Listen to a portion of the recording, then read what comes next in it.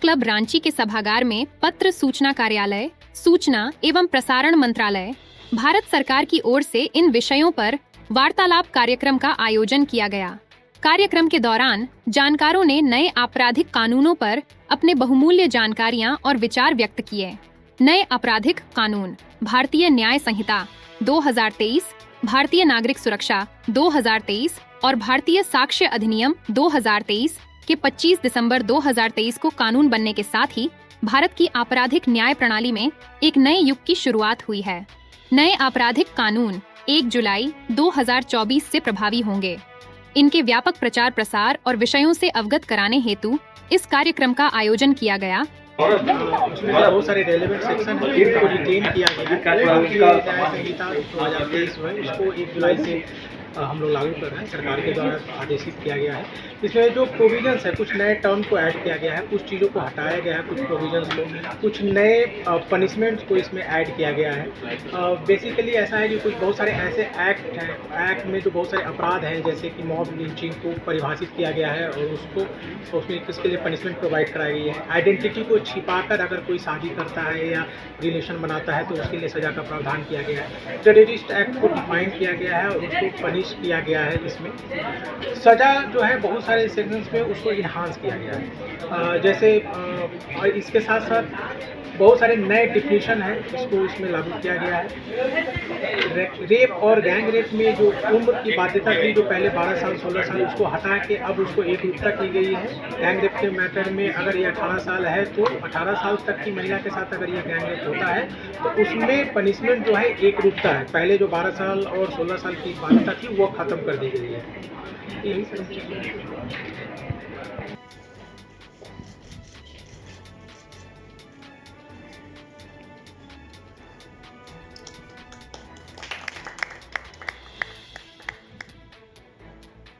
इसमें जस्टिस को कंसंट्रेट किया है एंड इसमें बहुत चेंजेस आया है। एक टाइमलाइन दिया है पुलिस डिपार्टमेंट को और कोर्ट को, उतने पर्टिकुलर टाइम में वो ख़त्म करना है। और ये लेटेस्ट टेक्नोलॉजी आ रहा है, टेक्नोलॉजी के यूज़ कर रहे हैं जस्टिस में। अभी ईमेल का और डिजिटल का सब कुछ रिकॉग्नाइज हुआ है ये तीनों लेजिस्लेशन में। इस हिसाब से अभी गवर्नमेंट ऑफ इंडिया ने फॉरेंसिक साइंस यूनिवर्सिटीज़ एस्टैब्लिश कर रहे हैं। सीरियस ऑफेंस के लिए फॉरेंसिक इन्वेस्टिगेशन मैंडेटरी किया है।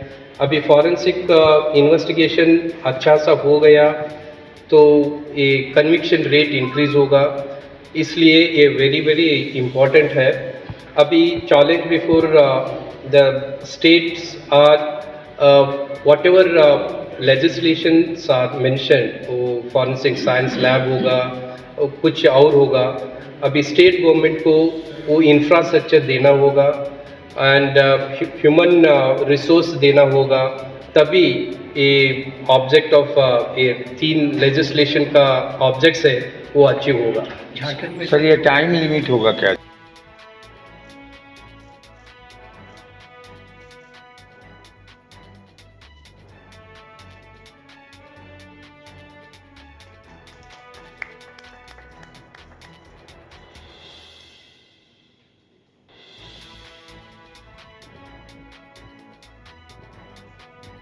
देखिए, हमारे देश में 3 कानून चल रहे थे फिलहाल, जो क्रिमिनल लॉ के दायरे में हम रखते हैं, जिसको हमारा भारतीय दंड संहिता आईपीसी इसको बोलते हैं, सीआरपीसी और एविडेंस एक्ट। ये अंग्रेज़ों द्वारा बनाए गए थे। इनमें बहुत जगहों पे अगर आप देखेंगे तो अंग्रेजियत की झलक है, जैसे कि यूनाइटेड किंगडम का जिक्र था या लंदन गज़ेट का जिक्र था या आपको क्वीन और क्राउन का जिक्र किया गया था। तो इन सब जगहों से जो है इन चीज़ों को हटाया गया है और हमारे जो इंडियन पार्लियामेंट है या स्टेट लेजिस्लेचर है, इसका यूज़ किया गया है। एक बात। दूसरी बात, आप देखेंगे जो एक अहम बदलाव इसमें आया है कि ये कानून जो है दंड की बजाय न्याय की तरफ अग्रसर है।